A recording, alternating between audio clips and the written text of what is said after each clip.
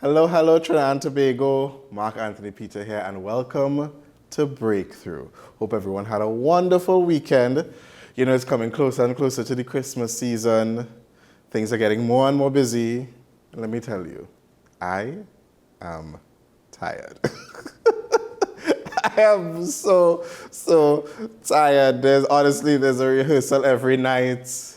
We need to teach, we need to do all of the things. I'll get to my guest just now, but I was just telling her, like, I'm tired of seeing an email, right? I am tired of seeing an email, and the email is tired of seeing me.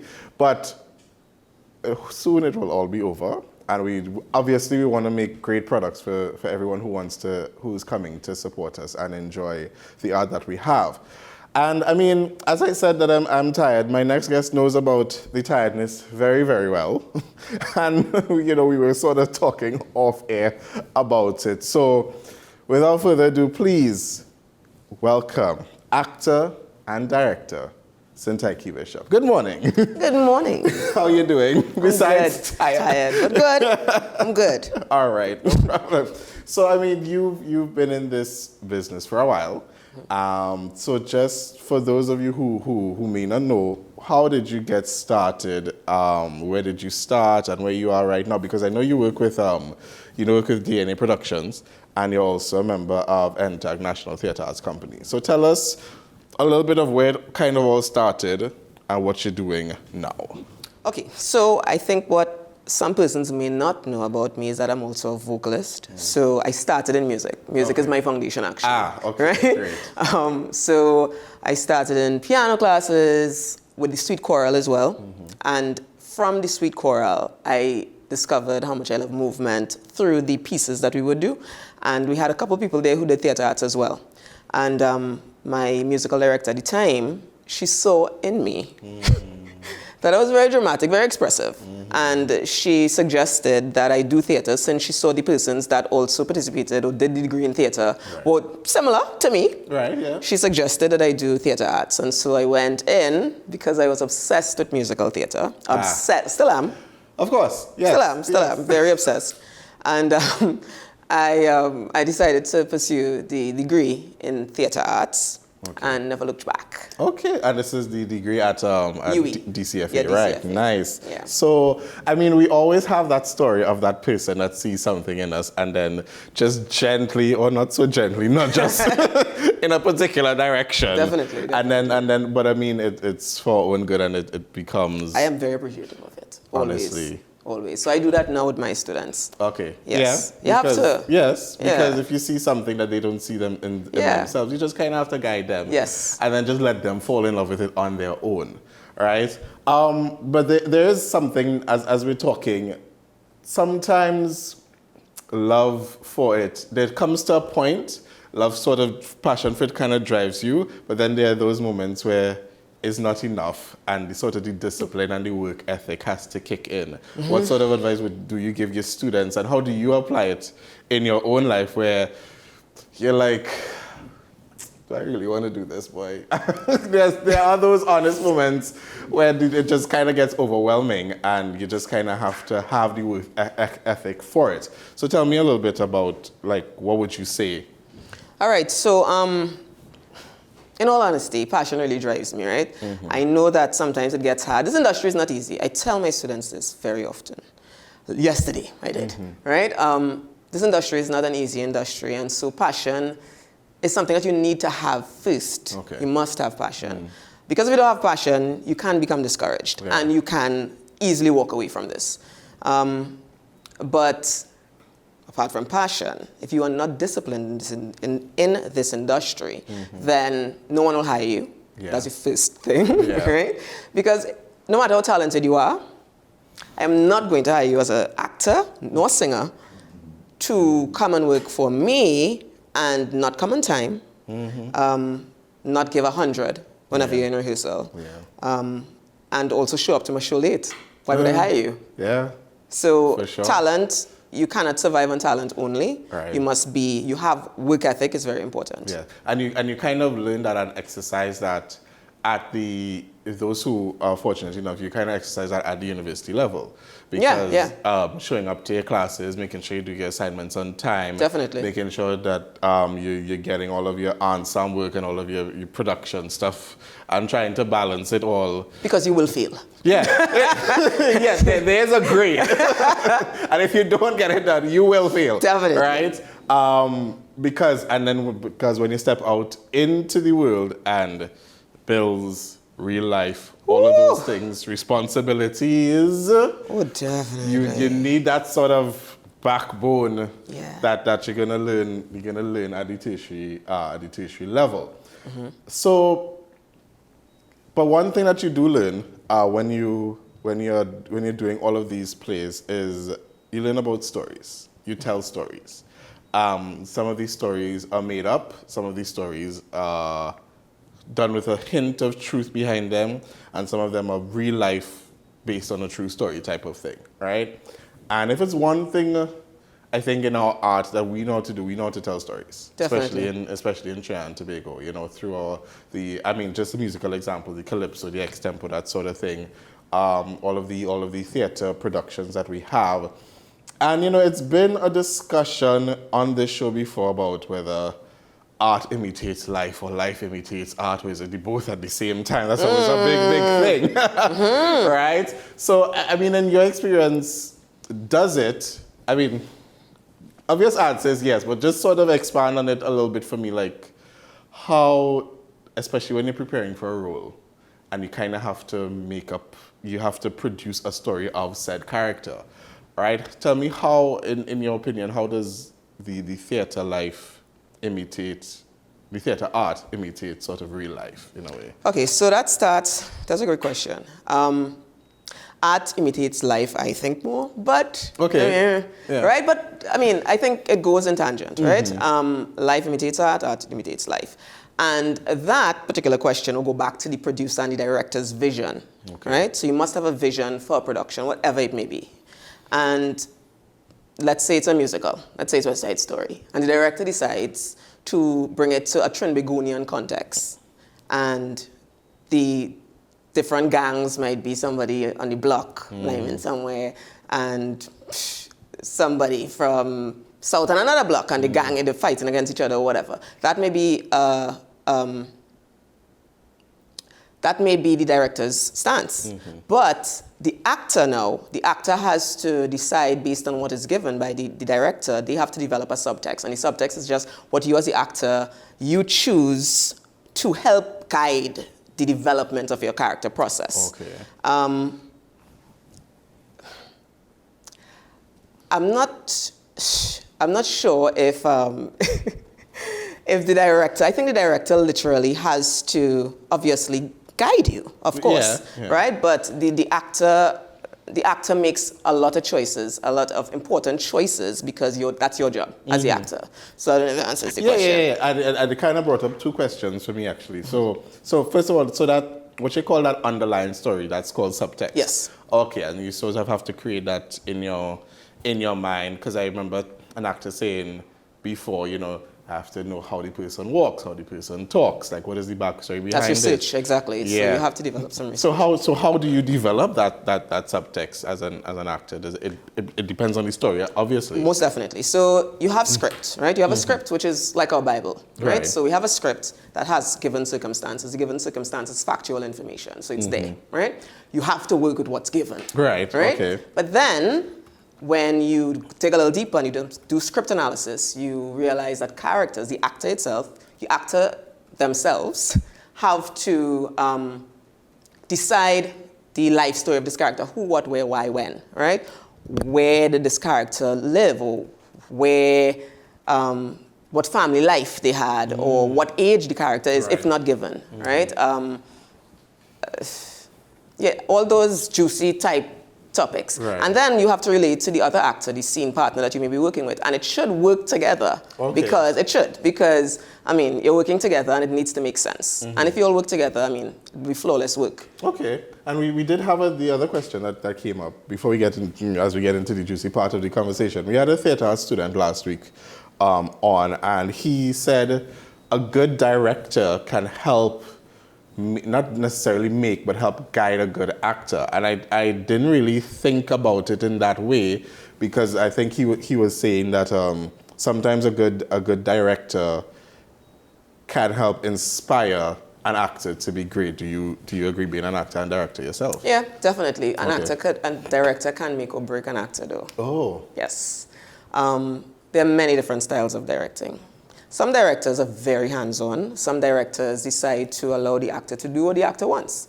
And I think you can only do that when you have experienced actors. Okay. Right? Yeah. Because it shows on stage. Right? Okay, yeah. You can't allow, you shouldn't. Let me say you can't, because obviously everybody works differently, but you shouldn't necessarily allow someone who doesn't know and they can't see themselves. We can't see ourselves on stage, right? We have to take the guidance of our directors. And so if you put your talent and skill in the good and capable hands of a director, you are hoping that they do with you what is right and what looks best and works for the production, right?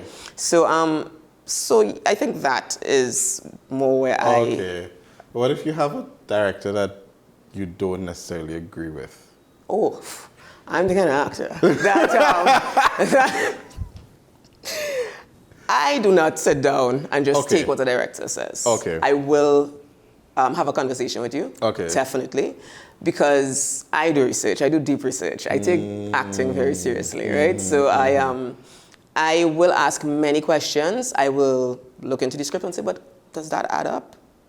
How about if I try this? Okay. And if this works, can we keep it? Right? And most directors actually want you to try stuff. They want you. They need you. That's your job. All right. Right? So the more you try, the more they see. And if it works, it works. And if it doesn't, well, we go throw it away and try something else. Okay, cool. And now you mentioned you start with the script. Now, speaking of trying, now let's say whoever is the script writer, the producer, the director, whomever, decides to make the script very real, and it tends to become a little bit and tends to become political. All right. Now, again, the big question is, like I said, it sounds a bit inessential just because of how our art works, right? We are very much the satire with being real as well. We're very much the storytellers. But really and truly, how does one decide how real do they want to be, especially in a political climate? How do they decide that, and what's the process going forward with that? Okay, so I am of the belief that an artist should tell whatever story they choose to tell, right? Okay. No matter how political it gets, no. Right?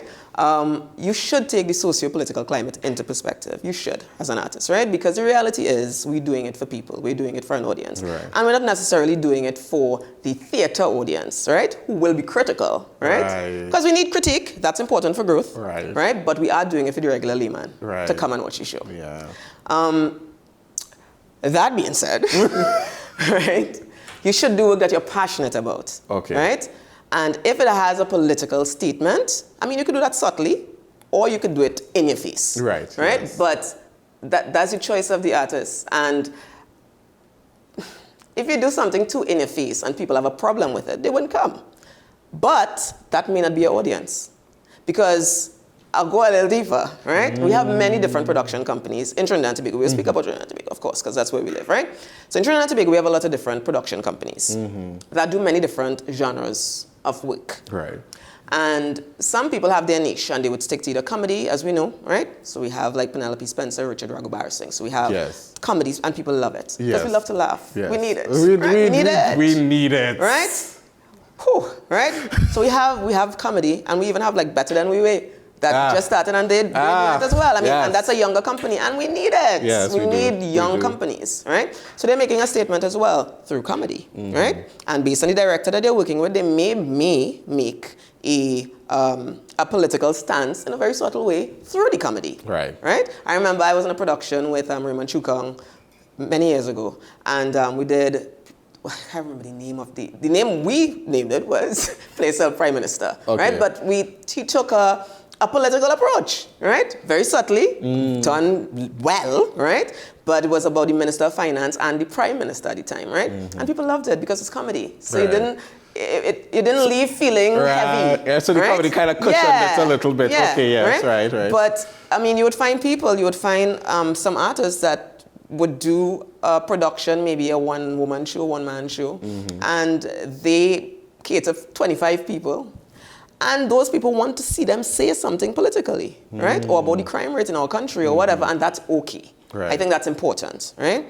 But, again, you have some production companies who will focus on musical theater. Right. And that's okay, right? You'd find people that focus on cultural icons like Roel Gibbons, who writes amazing plays, right? Camberley Productions, exactly. So 10 to 1 is coming soon. You have, he did one Pantopia, celebrating Ray Hallman. Like we need that kind of work, right? You have Victor Edwards doing amazing work as well in South. Like you need people that, and they have their niche. Everybody has their niche. And that's okay, right? Because they're saying something. But the people who want to speak about political or social issues, by all means, who will come, will come. Will come. Okay, because the thought did come to mind, like, especially if you do it not so subtly, because I think we have a really great way of putting in messages very subtly into our things. And then it's only after the production is done, and people be like, wait, no.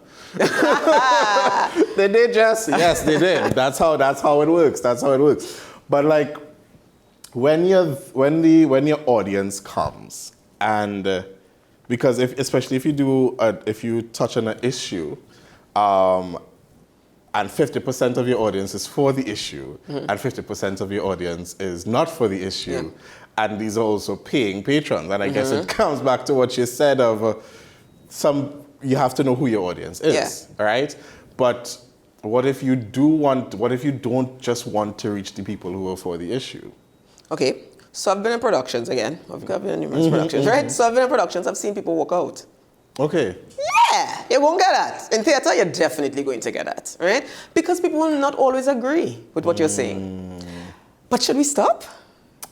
You know, I think that's the question. Should you stop saying what you want to say? And it was blatant. It was more, in those productions, you dealt more with like racial issues, right?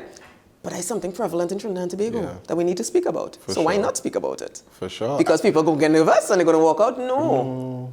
Well, I don't think, right? As an artist, I feel like we must. It is our duty, right? To say and do what people replicate ourselves, our lives, our daily lives, and what we believe in. And I just think that people should respect that, because you will always have an audience, whatever that size may be, right? People should respect that the artists will. Right. Now there is sometimes a discussion about how other people dictating what the artist should do. Oh boy, yeah. Right? So there may be some young artists upcoming listening, and they're like, yes, I want to make a really, really good statement. And some of them are like, I want to cushion it with the comedy. I don't want to go all the way there. And it's well within their right to choose either path. But is it well within other people's right? I mean, people will say whatever they want to say. It's just a matter of how you receive it. But is it well within other people's right to say, you as an artist should do this way and not do it this type of way? Especially, and we see that happening especially across in the United States, where they think just because the person is performing at the White House, whoever the president is, that means it's a full endorsement or something like that. And it may not necessarily mean that. Quite true. But they just want to spread whatever their message is through the art in a space that they may or may not be in front of all of the time. And you don't always know the political views of your audience, right? But what would you say to that in terms of when somebody, like if somebody comes up to you and say, well, Syntyche, I know you've been doing this, but you really should be doing it this way and stuff like that. And then asking you in a way to be inauthentic and betray yourself in a way. Some people will come to you and tell you that. That's the thing, especially a younger artist, right? I don't think anybody will come to me and tell me that. No, because honestly... Those who know, I don't think you'll be that brave. Truly. Right. Because... what if one of your students said this happened to me? What would you... Because, I know a couple of people who it happened to, and you will get that with students for sure. But I always tell my students, please stay true to yourself. right?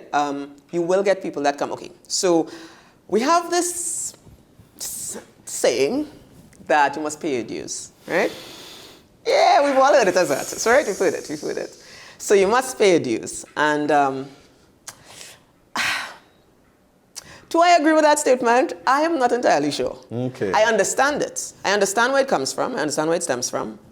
But there's some caveats to it. yeah. Because does paying my dues mean doing something that I don't want to do, doing something that betrays who I am? That. And just because you did it doesn't mean that I have to. Maybe I can do it maybe I can pay my dues in a different way. And I think good teachers and good mentors know that distinction. It doesn't necessarily have to be the exact what, but necessarily the how. Yeah. Right? I always believe, and I've said this since I was younger, I'm not going to do anything for quote unquote fame, right? I'm not going to do anything that I don't feel comfortable doing. My talent must speak for itself. That's it. I'm not doing what people think I should do to ensure that people like me or ensure that I get work, because money is a whole other story, yeah? Money is a whole other story as artists, right? Because people who do or stay within their niche because they know people want it and people see it and people are going to come to it, it's because I'm not going to make money from it. So I'm going to do that, right? That's my full-time job. Why not, right? So I think that's also, something that has to be taken into consideration. Yeah, it's always a sticky situation. It is. Where It is. you are doing the thing for the stable income, and then you're like, sometimes, some days I really just don't want to do this. Sometimes you just feel like just walking out and never looking back, but then you have to make certain harsh reality decisions about, do I want to eat? Indeed. And the thing is, I always say, and I still say, I'm still not going to do it. I'm not going to, if I don't want to do it, why am I doing it? But I could say that probably because I don't have children yet. And I understand that people who have families, that's a different decision. I get it. So I can't be mad at you. Right. We all have to do what we must, right? But just stay true to you, whatever that may be. As much as you can. As much as you can. Because there was a interview I was watching, and the interviewer asked, how do you know that you're on the right path? And the person responded, when you are not in a position to, as I said, you're not in a position to betray yourself. Yeah. You're not in a position to step out of who you are. But it becomes difficult when people don't know who they are. Woo. Right? That's a big one. And there's a lot of us are walking around. There are some empty shells who are not grounded. Yeah. Who are walking around with no idea as to what to do, because be it growing up, maybe you were the people-pleasing child. Yeah. Yeah. Maybe you were the good kid that nobody else had to worry about. So when you're in a position to make a tough decision, you don't really know what to do because people never had to worry about you. So people never had to come and guide you. There are different circumstances like that. So when you don't know who they are, and to an extent, does theater help you discover who you are? Oh, definitely. Definitely. I actually had a program called the Discover Me Project, specifically for young secondary school students. I wanted to work with them specifically, right? Because at that age, it's still trying to figure out, what do I want to do? Who am I? Why am I here? Why do my teachers treat me this way? Why do my family treat me this way? And with drama in education specifically, it breaks you down, right? You have to write and journal a lot about yourself, right? We look at things in your life that you might have experienced, and you should feel safe in that space and be open and vulnerable to express genuinely how you feel, right? About what may have happened, right? And when you work with a lot of people in a particular space, right? Or in a workshop environment, and you open up, and that, because there's a lot of people that you don't know. You don't know these people, right? Yeah, that's... And when you actually feel so comfortable to open up, the tears could flow. Yeah. Right? Yeah. Because now you've just thrown off a layer that was like kind of holding you back. And I just always think it's such a beautiful thing when you start, because, I mean, discovering yourself is a lifelong journey, right? You change, right? Yeah. Change is inevitable. You never reach 30 and be like, I know who I am. You know most of it. But then right? 30s is different to 20s. Yes, it is. And then 40. I've heard It's about a the difference. 40s. We change. Yeah. Our perspective on life changes. I might believe in one thing today, and then tomorrow I might be like, but wait, I wonder if. You know, so it's a never-ending journey. But what we can do, what drama does, is facilitate that change and help you gather tools, right? Or gain tools that will help you go along with the changes, right? Okay. So, but that breakdown, you need to break, to mold. And that's what drama teaches you. Yeah, and people are not comfortable with the breaking process. Exactly. But I wouldn't really say that. I think it's uncomfortable at first. But you see, when you're in a safe space, I believe in safe spaces, right? When you're in a safe space and you realize that there's so many people in that space that also need to break, right? And are comfortable breaking, you realize, okay, I could probably do this too. Maybe I could dig a little deeper in self. Maybe I could learn a bit more about myself, and maybe I could peel off a layer and I could let them in. Yes, because even from the audience perspective, back to the overarching topic that we are discussing, even if there is a political stance being taken or being presented on stage, just because it's being presented does not mean that the actors stand for that all the time. Ooh, yep, that's very true. They're just playing a role. So the stance or the issue is presented on stage, and the audience member who's not for it or against it, the uncomfortable audience member, they have a chance to sit in the discomfort, which not everybody knows how to do, but they have a chance to sit in the discomfort and gain a little bit of perspective, even if it's just like a 0.1% moving the needle a little bit. And it doesn't necessarily mean your stance changes, it just means your perspective on it changes a little bit. And you spoke about safe spaces, so then that the theater then becomes a safe space for not just the actors, but for the audience members. Definitely. There was a quote that I saw that it hit me. We have a real anxiety problem. And there was a quote that I saw, the antidote to anxiety is not calm, but it's safety. Ooh. So then if you create, because anxiety comes when you feel unsafe and you feel like uncertainty is going to, right? Sure. So when you put people in a space to be uncertain, but it's a safe space, then maybe you could thrive. You could thrive a little bit, especially because we've not been audience members for a while. All right? We try to be, but we've not been audience members for a hot minute. But coming back to you're in that space, created safely, and you just kind of have to move through it in a way. And do you feel, sometimes as an actor, do you feel when that audience is responding energetically like that? Oh, definitely. All the world's a stage, and we are the actors, right? The stories that we tell on stage replicate what they are, the audience sees of themselves. And they may feel disgruntled by what they're seeing on stage, but that's okay, because they need to see yourself, right? And sometimes that brings across change, maybe, right? You may leave angry. You may leave with some resolve, possibly not, but that's okay, because at least you saw yourself. And as you rightfully said, we may not necessarily agree with the beliefs of what the character expresses, but we are playing a role, and we are creating a real character, honest character, that maybe somebody sitting in the audience, and we didn't even know.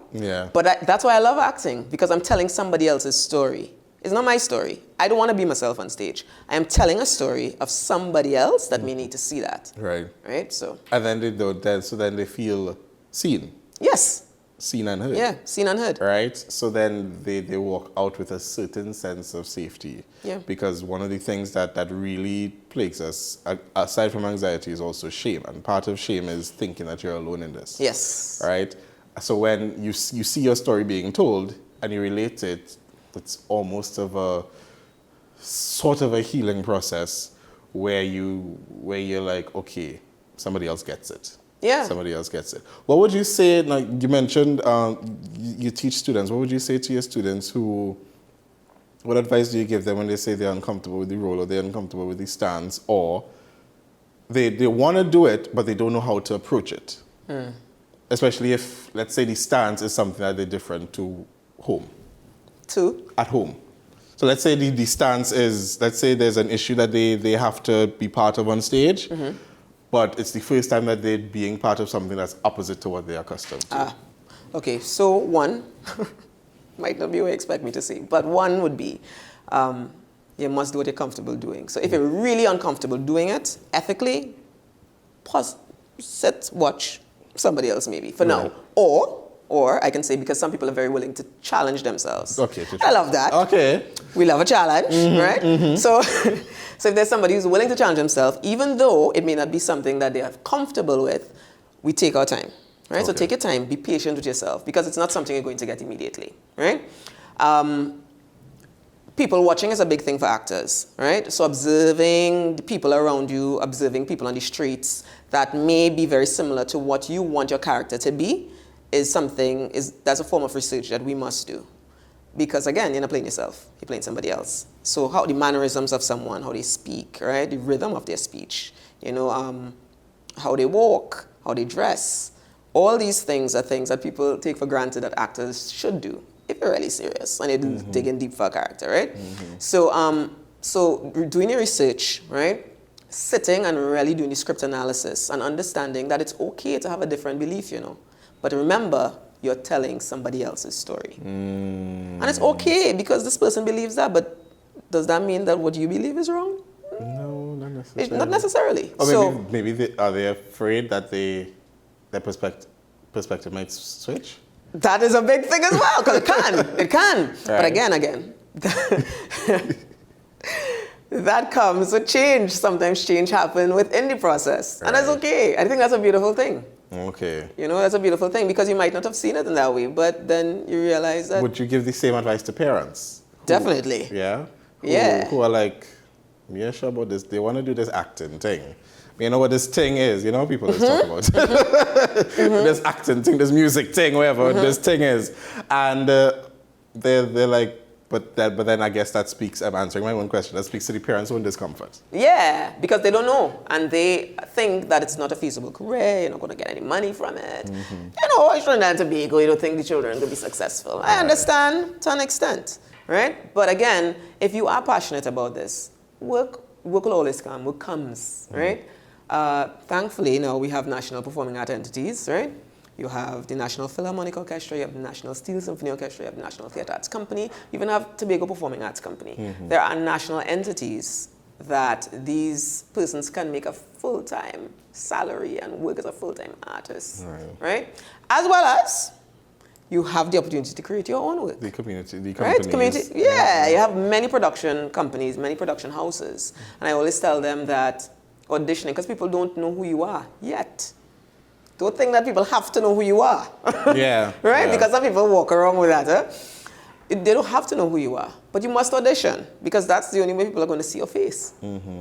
Right? So I would tell parents, just give them a chance. Let them try. Look at me and look at other people in the industry who are doing this full time and successful at doing it. You can be successful if you want to do it, right? Now, passion is a big thing, as I say. You see passion?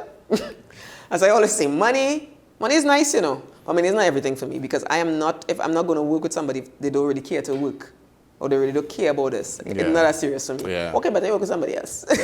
No, I experience the same thing, because you, especially with these students who want to do it, and then these students who are like, sometimes I feel like a music teacher and sometimes I feel like a babysitter. I'm telling you, and I'm not doing it. I am not doing it. Okay, so just as we wrap up, because it's been a great conversation. I'm so glad that you were here. Just a little bit of, from your perspective, moving away from the whole political discussion, what do you think the creative industry in Trinidad and Tobago needs right now? Because we've been observing it. We have now 2024. We were in the different space in 2007.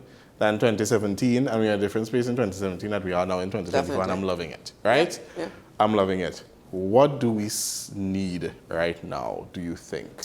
I genuinely believe that now we need more confident people to step out and do their own work, right? Okay. Because people are sitting around waiting to hopefully be casted by people.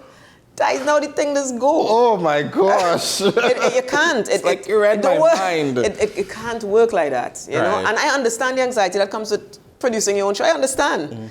But I think that kind of anxiety is a good anxiety to have, you know? Just to sort of propel you forward. It gives you the nudge. But can everyone be a producer, a director, an innovator? Everybody don't need to be that. Okay. We don't need everybody to be a director. If we have so many, all these producers, we won't have any actors left. We don't need it. We don't need everybody to do it. But you can say, okay, I want to do this. This is the production I want to do, but I'm a hire this director and this producer to do that because that's their job. Collaboration, collaboration is key.